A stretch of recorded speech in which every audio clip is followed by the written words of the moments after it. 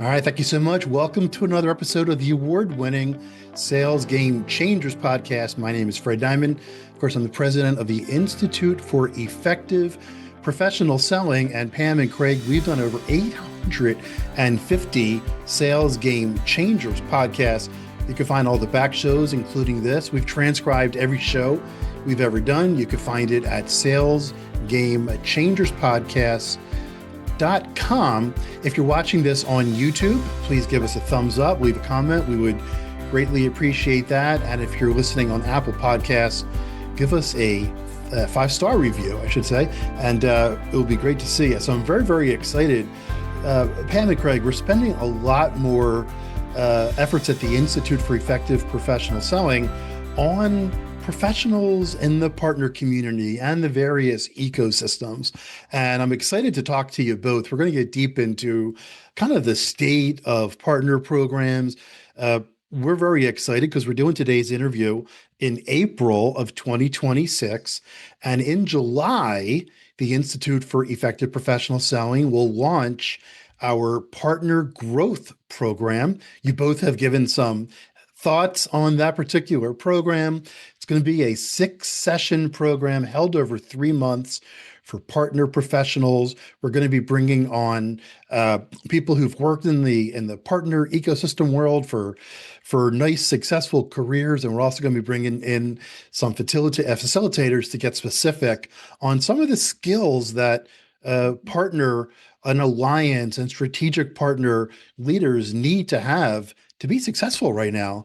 And we're going to be talking about some of those skills today. So I'm very excited to talk to you both today and get going. So why don't you introduce yourself? Pam, why don't you go first?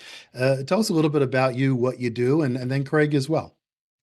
Great. Well, first off, thank you for having me on your podcast today, and congratulations on the launch of the up and coming program, because the channel is a huge, important, transformational opportunity that's coming in front of us. And so, first off, I'm Pam Johansen. I come to this call with over 25 years of channel experience, and that is in partner programs, in partner strategy, in partner operations, and last but not least, channel sales. And so again, very, very excited to be here. Want to share my best practices and things that I have seen as we continue to transform the channel. Very good. And Pam, you and I have known each other for a number of years. We've seen each other at various events, and you introduced us to Craig Booth. Yes. And you said that we need to talk to him. And actually, Craig, it was we've had some conversations, and one of the things that obviously resounded with me, having created the Institute for Effective Professional Selling, is where you go at this. And a lot of your work is designed to help channel professionals and partner professionals really be more cognizant of what they need to do to help their companies achieve their revenue goals. So it's great to see you. Why don't you tell us a little bit about yourself as well? Yeah. So first and foremost, thank you again for having me on the podcast. I'm honored to be here and excited to share some thoughts and ideas on how to, drive better partner sourced revenue. As far as my background, I've got 30 years in technology sales. Believe it or not, I'm half that time, if not a little bit more, was in direct sales. So I come at this as a direct salesperson that happened to kind of wander my way into the partnering world. When I was working over at Juniper Networks, I was responsible for running the managed services and resale business for the Verizon relationship, and that sort of moved me into the partnering world, unbeknownst to me at the time. But we had tremendous success, and I've spent 15 years now in the partnering world. I've written a couple of books. I've written a few methodologies that are out there. I've got an application that I'm out driving. It's all about structuring performance. So it's going to fit nicely into your lead in here. So that's my background. And again, appreciate just the opportunity to be here. Absolutely. And at the end of the show, we'll give some links where people can get some of your tools that can help them get started. And, as we were preparing for today's show, there's the 3 R's: revenue, relevance, and ROI challenges. And each of them have a specific place in my heart. I've mentioned this on the Sales Game Changers podcast before. My MBA thesis at San Jose State was on channel theory and design, believe it or not. And my joke is I should have used it to create an online bookstore. But I was deep into the channel at places like Apple and Compaq and creating programs that would generate revenue in the ecosystem, which really wasn't a word back then, but and also how to be more relevant and how to provide more ROI. So let's get into a couple different topics here. We're going to address 5 different topics.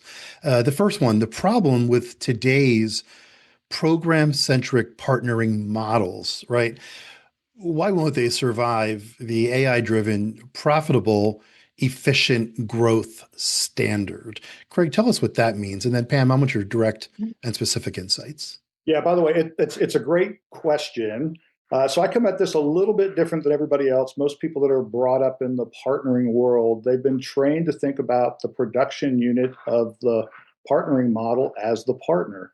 So everything we do is very program centric. All of our structures at the program end of it.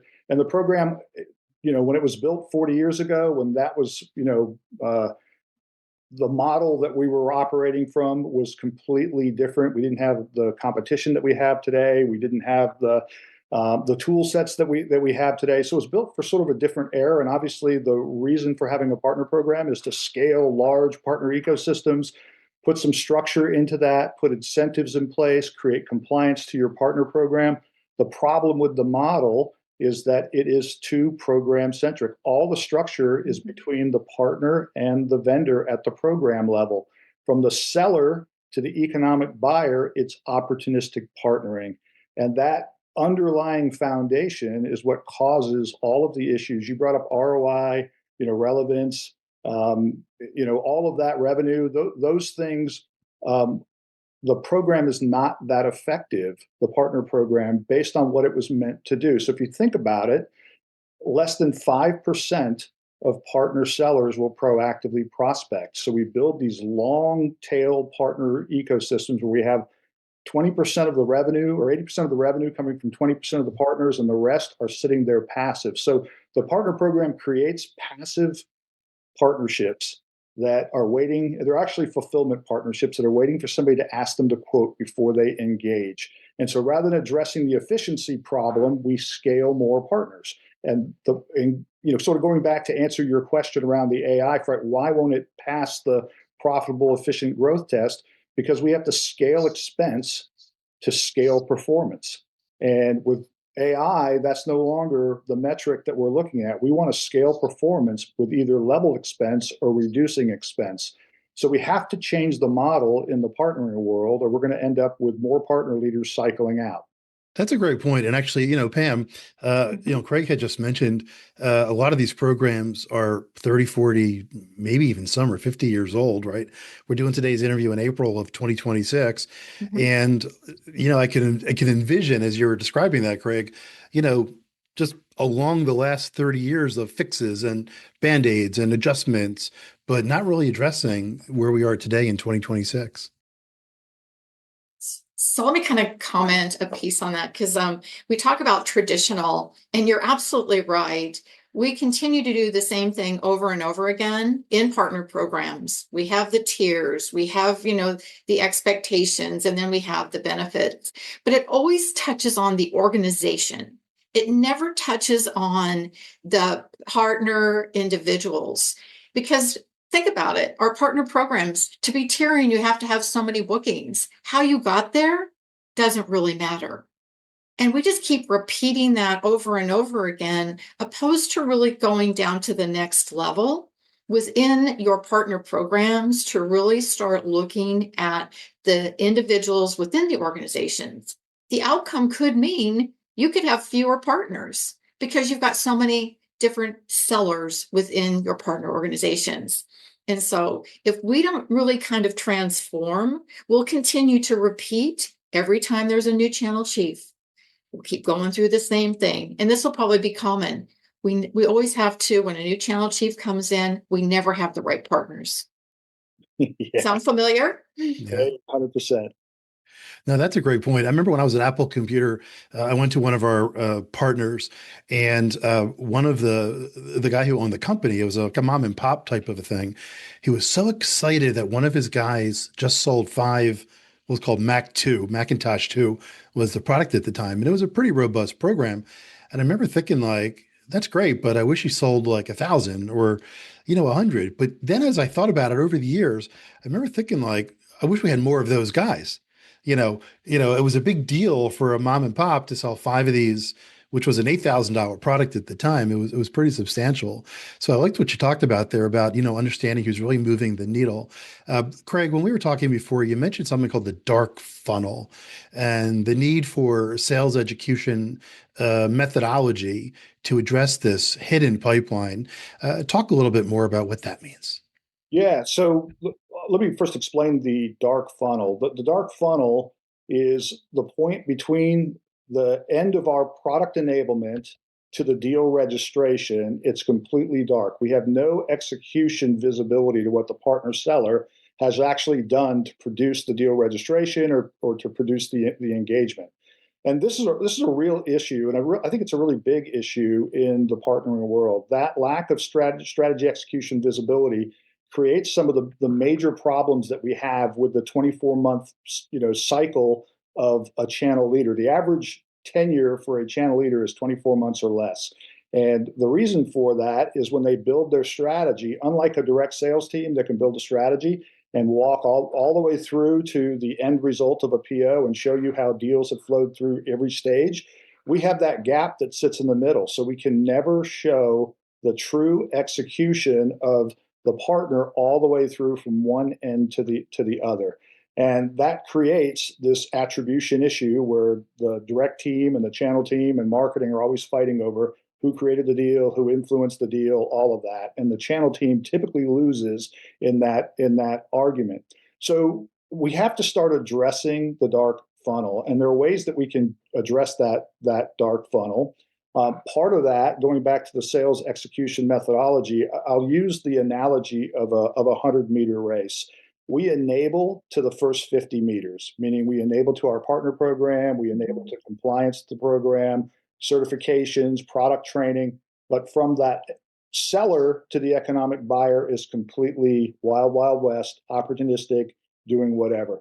What we need and what my company is all about, what we typically do is we bring a sales execution methodology that underpins visibility into this. We want to structure the performance of that seller with the economic buyer so that they are following a recipe. It might be a joint recipe that we build together that sells their solution sets as well as ours, but we want to structure that, and then we want to capture performance intelligence on that execution, run it through AI analytics to find the trends, and then recycle it back out as a better product to go out and enable to. So that's what I mean by the dark funnel. We can solve that, but it's the core issue. Yeah, absolutely. Pam, what do you think?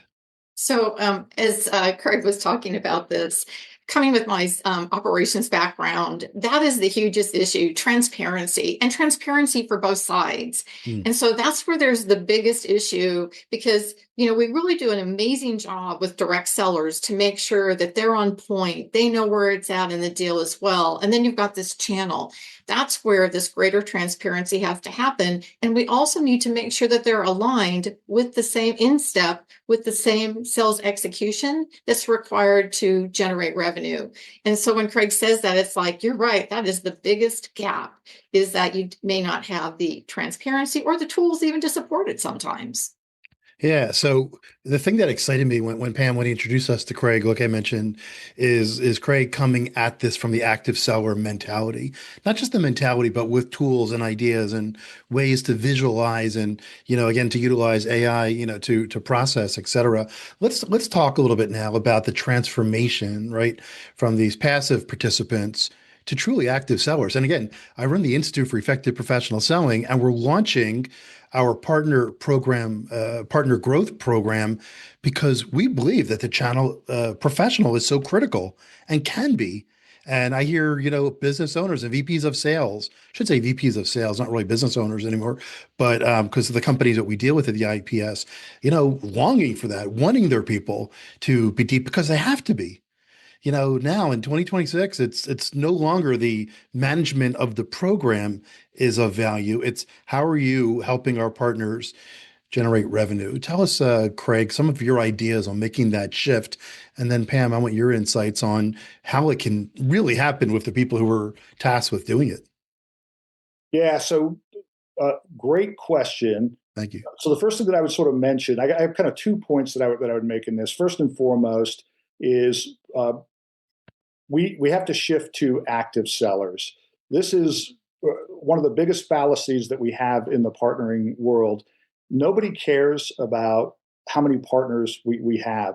They're all sitting on the bench. Half of them aren't producing. Your partner program isn't about actually recruiting and onboarding partners. That's not really the job of the partner program. The job of the partner program is to produce active sellers that are creating engagement and producing revenue on the back end. And there's actually a company called Strategy, and they have a theory called jobs to be done, which is basically saying that people think their job is one thing, but it's actually something else. And this is, I think, part of the problem with where we are in the partner world. We believe that our job is to produce and recruit partners and onboard partners. Those are all foundational things. I take nothing away from that, but that's not really the job. And it's all about creating active sellers and measuring how many active sellers and the trending on those active sellers and those engagements. So what does that mean? It means we're shifting even the role of the partner account manager. Rather than managing 50,000 partners in their territory, why wouldn't we make the role creating 40 active sellers every quarter that are targeting 4 accounts? That's 160 account engagements that are net new that you're bringing in. So if we start moving into more of the metrics-based enablement, and we're really focused on producing the end result that the program is meant to do, it shifts the focus, it shifts the strategies, but it actually produces the results and lowers the cost of the expense of your partner program. Yeah, that's great. I mean, I like what you said before that it's not about the number of partners. And as we're thinking about, like you just said, a lot of times a new leader will come in and say, we need more partners. I remember having a conversation with one of my bosses at Compact Computer. And I remember I was talking about this in concept, and he said, there's only 3 partners who are making a huge difference for us. And he listed who they are, and he said, we got to make sure that they're as successful as possible. And we have to maintain our program so that the other 800 or whatever in this particular market segment, have the tools and the methodology as appropriate. He goes, but we're going to make our number if these 3 hit. Pam, give us some of your insights on that. So one of the things that kind of going back to what Craig was talking about, and he called out, and to your point about transformation, the biggest transformation is going to be around what your partner manager, your channel account manager has to evolve to. I always heard these words, partner managers are care and feeders. Well, you know what we're talking about right now changes that particular role of the channel manager. And I know there's, at least from my channel sales experience, is that I had those of which that really wanted to get out there and sell with the partner and enable the partner and go with customers and everything. And that's where we need to transform to, is that we've got to get those roles prepared to be able to play that role, to work with those active sellers. Yeah, that is a great point. The job has shifted. Craig, did you want to comment on that? Yeah, I was going to jump in and just say one other quick thing. Pam is spot on. The role of the partner account manager in this new millennium isn't necessarily just relationship management and program management. It's to become a revenue architect. It's how do I go out and architect revenue through my partners? And with AI, this is in trending analysis, we have the ability to show up with a partner and say, hey, listen, I identified the last 15 accounts we sold to. I have an upsell playbook that we're going to go out and run that's going to generate, based on the metrics, an additional $1.2 million in license sales for you, and it's going to pull an additional $3 million in services. That's what the channel account management job is going to evolve into, not I'm running around compliance to the program. So it's a big shift. No, I agree with you. I'm kind of curious before we kind of wind down the show talking specifically about the role of AI. You and I talked about something, Craig, and I'm interested in Pam's thoughts on this, on the concept of what you call strategy enablement and how you believe this is the next evolution in partner readiness. Talk about what that is, and Pam, I want your insights into the specificity about that between the vendor and the channel partner. Yeah, there are four buckets of enablement. The first level of enablement is compliance to the partner program, and it's more of the alignment of the partner. And it's not just training on the program, but it's how do we connect systems, all of that type of stuff that goes into that. The second level is product enablement. We spend a lot of time getting people certified on our products, so they have a baseline knowledge of our value proposition. They can sit in front of a customer and articulate what we do. And a lot of programs sort of stop at those two levels. The next level up is sales enablement, where we're at least targeting and building ICPs. We're figuring out who we want to go after and what our value proposition is by vertical, those type of things. But even that isn't enough, because there's one level beyond that that everybody seems to miss, which is strategy execution. How do I align you or the partner seller downstream with a recipe that I want them to follow to create demand? And how do I equip that in a way that's easy for them to go and execute, and it's profitable for them to go and execute against that strategy? So strategy enablement is sort of the next level. I'll throw two other things that I'll be done, but we package strategies into sales playbooks. They're not product playbooks, but they're actually execution, sales execution, where they've identified market need. We've identified the target, the value propositions, the messaging, the recipe that I want you to follow, the scoring of the accounts. Like, there's a whole list of things that goes into this, but you build just-in-time learning. You take people through a step-by-step process with videos that align back to each stage, so they don't have to learn everything at once. They just watch the video at that stage. You align AI resourcing into it, so they have all the notes and things that they need at their hand. When somebody asks a question, AI can help support that. So it's a complete strategy execution, resourcing, and an enablement process. And you have to have that, or things, you don't create active sellers. Yeah, Pam. So if you think about what reality is today for channel managers, is that the things that Craig is talking about are probably not even available to them. They're the ones out there searching for the information, trying to find a sales playbook, trying to find an expert to help answer. They're spending all their time on probably the top two things that Craig just talked about, and will never get to the strategy part because about time. And that's where AI is absolutely changing the dynamics of how channel managers should be able to do their job, but they have to have the content to be able to pull the AI together and do the actions that they need to do with their active seller. Before we talk about AI, I'm going to throw a little monkey wrench into the conversation here based on what you both are telling me. We talked about the vendor, we talked about the channel. One thing we haven't talked about is the customer, right? The end customer. And it's kind of interesting. So I'm just kind of curious. Pam, again, we're doing today's interview in April of 2026. What role should the channel partner professional play today with the end customer? So this is my opinion, being a channel sales leader, is that I believe that that role needs to be at the table with the customer, and even maybe that direct account manager. That has to be a team, a cohesive team, to show that they're a forward front. Normally what you see is that the direct seller and the channel seller, the CAM or the partner manager, isn't at the table. But I believe that all three of them need to be at the table to sell to that end user customer, to show that customer that they have a responsible team coming to the table to help support them in the sales process. Yeah, and the second R that we talked about in the beginning, relevance. It's a tale as old as time. The channel professional, partner professional, needs to continue to show value, and how what we're talking about here, the value today is helping generate revenue, critical revenue that every company, from the top 10 vendors all the way down to new and emerging technologies, need to produce. Craig, wrap us up here with the role of AI. And again, we talk about AI in every show. We've mentioned it once or twice here. I know you've created some models that allow it to help move the processes forward. Talk about, just kind of wrap us up here with where AI comes into this, or where you think it should come into this. No, 100%. So it's a double-edged sword. I'm a big fan of AI. I love what AI can produce and what it does produce. My company runs basically on AI and a platform and a lot of other things. But I'll just give an analogy, and then I'll sort of share why this analogy I think is important, because I think we're all caught up in this AI boom, but it's going to be a boom or a bust depending on how we align. So I always use this analogy of a kitchen. AI is like a phenomenal new kitchen, and it allows us to cook food so much faster. It allows us to produce things that we've never produced before. But it all comes down to the recipe that we put into AI.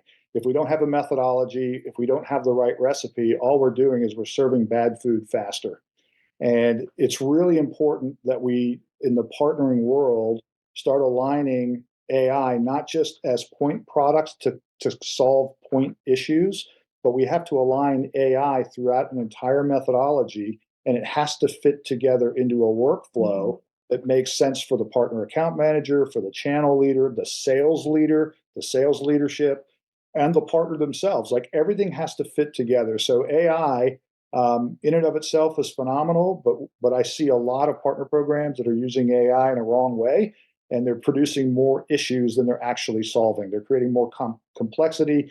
And a last comment, and they're producing tons and tons of stuff that nobody ever reads. So let's get it really, really succinct and align it to a strategy so it produces what we're looking for it to do.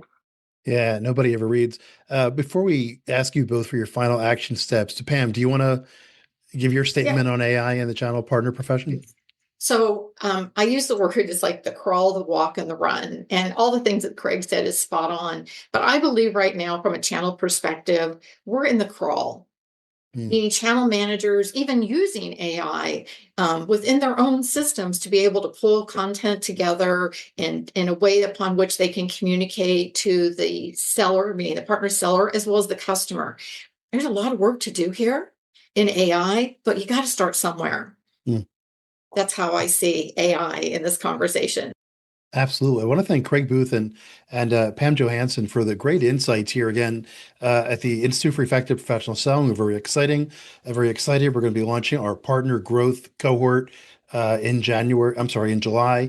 We're going to be taking anywhere from 12 to 15 channel partners through a 6-session cohort, with the goal being implementing a lot of the things that we're talking about here and bringing the profession into what is critical and what needs to happen for, the relevance that we talked about and the ROI, and of course the revenue. I'm going to ask you both for your specific action steps that people listening to today's show or reading the transcript to implement right now must take.